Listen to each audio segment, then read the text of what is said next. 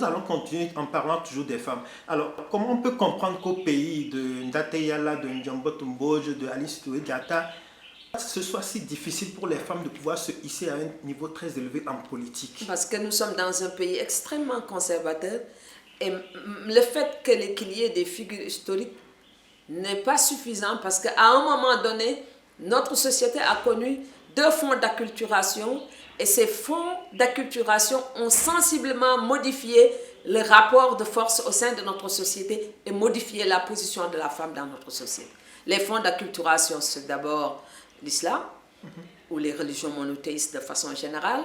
Ensuite, on a eu la colonisation. Et la colonisation et les religions monothéistes nous sont venus de ce qu'on appelle la civilisation indo-européenne, basée sur le système des relations sociales patrilinéaires, sur le patriarcat. Et c'est différent de ce qu'on a connu dans notre société qui y a porté les Djembotmot et autres, c'est-à-dire le matriarcat ou le système matrilinéaire de transmission des droits et de l'héritage. Donc c'est cette lutte un peu qui relève de la schizophrénie qui est encore en cours et qui empêche les femmes d'accéder à un niveau très élevé de prise de position.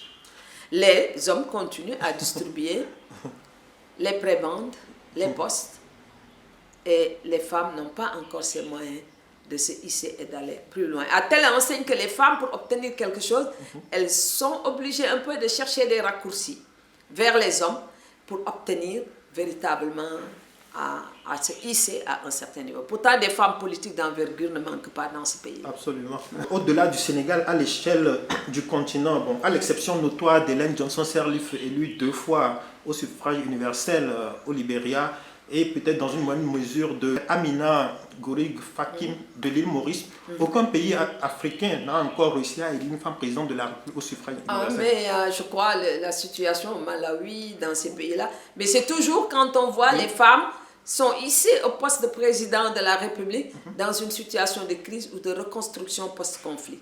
C'est le cas de Ellen Sirleaf Johnson, par exemple. Et le fait, et je crois que la communauté internationale s'était beaucoup mobilisée pour la porter au pouvoir au détriment de quelqu'un comme George Weah dans un premier temps, parce qu'on estimait qu'il n'avait pas l'expérience nécessaire pour mener la reconstruction au Libéria. Je pense que tout cela est vrai. On a vu, par exemple, Mme Zuma, qui a même quitté l'Union africaine, prématurément pour se préparer, mais ça ne s'est pas allé. Et encore, un pays comme l'Afrique du Sud est un pays où les femmes jouent un rôle extrêmement important à partir du moment où, quand les hommes étaient partis en exil, c'est elles qui étaient restées en Afrique du Sud pour aller dans les universités. Elles ont été très bien formées. Et je me souviens, j'ai été une fois en Afrique du Sud, invitée par le Parlement, moi, Ablaye Bathily, Parlement à l'UNSAL. Et c'était à Cape Town, et c'était une femme qui était speaker au House. Elle est décédée il n'y a pas longtemps, Fren Guinewele, et il y avait Aïsi Katsbouri qui a dirigé la FARD pendant longtemps, qui a joué un rôle très important. Au Gabon, il y a eu une femme qu'on connaît, Rose Francine Rogombe, qui venait ici, qui a assuré la transition. Elle venait ici dans le cadre de Yehu Yehu, je la connaissais bien. Et des femmes comme ça. Mais au Sénégal, ce n'est pas possible. Et je vous dis, j'ai vu le parcours de certaines femmes. Et ces femmes devaient, à mon avis, se retrouver dans des institutions. Par exemple, une Marie-Angélique, je la voyais bien jouer un rôle important à l'Assemblée nationale. Une Ndioro Ndiaye, quand elle est revenue, se retrouver dans les parlements, ou même au Conseil économique et social, parce qu'avec leur expérience et leur parcours, elles pouvaient apporter des choses, mais rien. Ouais. Oui. En parlant de Rose Francine Rogombe, on a eu également Catherine Samba Panza en Centrafrique. Oui, je la connais elle aussi. Joyce Banda au Malawi.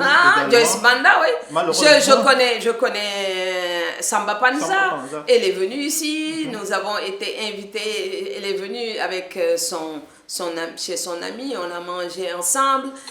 Comment il s'appelle, le général Babacar Gaye.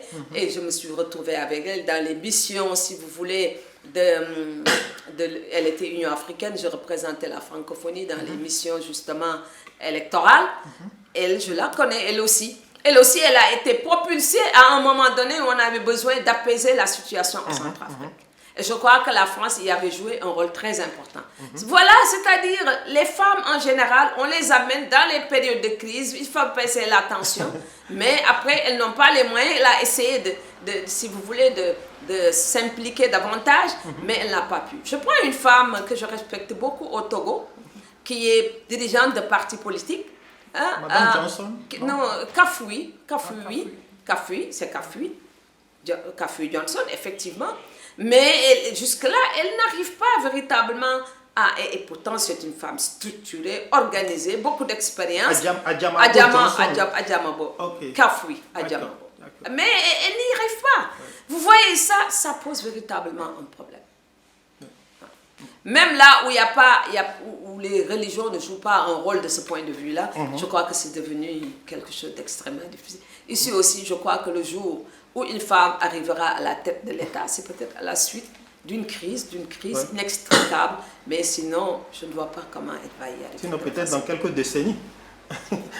Alors, bon, ça peut ne pas arriver dans des décennies, mais tout dépendra de la situation de ce pays. Oui. Globalement, quand on compare avec les autres régions du monde, notamment le sud global, j'ai le sentiment que ça bouge quand même dans d'autres régions du monde. Et quand on prend un peu... En Asie, ça bouge bien. En Amérique latine. En Amérique latine. Mais surtout en Asie. Et en Asie, on est supposé être dans des pays, Bangladesh, Pakistan, Taïwan. Même ce pays où il y a, comment il s'appelle, le prix Nobel Corée du Sud. Partout. Parc Gounier. Partout. Oui. Et pourtant, en Asie, il n'y a pas des contrées plus conservatrices que certains pays asiatiques. Mais ça bouge là-bas. En Amérique latine, aujourd'hui, vous voyez, il y avait des moments, l'Amérique latine était très en retard par rapport à la démocratie en Afrique. Il y a eu une période où on s'est retrouvé avec même comment on appelle ça, les mouvements libérateurs, religieux, etc. Donc, tout ça, mais ces pays avancent, mais les Africains n'avancent pas. Les Africains n'avancent pas. Il y a aussi un manque de générosité. Parce que tout se ramène à une capture des ressources, un contrôle des ressources. Mais s'il n'y avait que la construction de l'Afrique en ligne de mire, je crois que les gens auraient été plus réalistes pour ça. Je pense qu'en Amérique latine, il semble avoir beaucoup plus d'engagement, de politisation profonde de la société. Parce que c'était des crises. Quand on voit tous les grands penseurs, tous les grands écrivains, les Pablo Neruda, on prend Gabriel Garcia Marquez, tous ces grands penseurs, à un moment donné, ils ont dénoncé la situation, justement, comment on appelle ça, en Amérique latine. Mais ça bouge, avec l'influence aussi, parce que je sais qu'il y a beaucoup de collègues, de camarades, de collègues qui viennent d'Amérique latine, et il y a une grande influence, je crois, des mouvements démocratiques et des grands think tanks des États-Unis sur l'Amérique latine aussi. Ça joue. Ça existe ici, mais ça n'a aucune influence. C'est ça le problème du Sénégal. On est sensible. Parce qu'en Argentine, Cristina Fernando de Kirchner a été élue 2 fois. Idem pour Michelle Bachelet au Chili. Michelle Bachelet, mais aussi, il faut reconnaître une chose. Ils sont issus d'un mouvement où la famille a joué un rôle de premier plan. Michelle Bachelet avec son père au Chili. L'autre avec son mari, Kirchner. Mais qui ont connu des destins tragiques à un moment donné. Et ça a beaucoup contribué, à mon avis, mais leurs épouses aussi, ou leurs filles, ont su prendre le relais. Et Bachelet, je me souviens, elle avait même refusé à un moment donné, justement, de continuer. Elle ne voulait pas, mais parce qu'elle avait peur aussi de voir la disparition, comment son père était parti. En Asie, je vais continuer, on a eu la saga des Gandhi, et Indira Gandhi, qui a joué un rôle important, même dans le mouvement des non-alignés, après son père Nehru, avec Nehru, tout ça. Mais on prend aussi au Pakistan, avec Benazir Bhutto, qui a été assassiné aussi. C'est vrai aussi, les femmes ont payé un lourd tribut de leur audace pour se retrouver à diriger des sociétés très conservatrices. Et aux Philippines, on a eu Gloria Arroyo. Philippines, après les Marcos, Imelda Marcos, cette femme. Donc il y a eu quand même un mouvement important, et c'est vrai, même en matière de religion, des pays comme la Malaisie, il y a toute une réflexion, l'Indonésie, sur les femmes et la politique.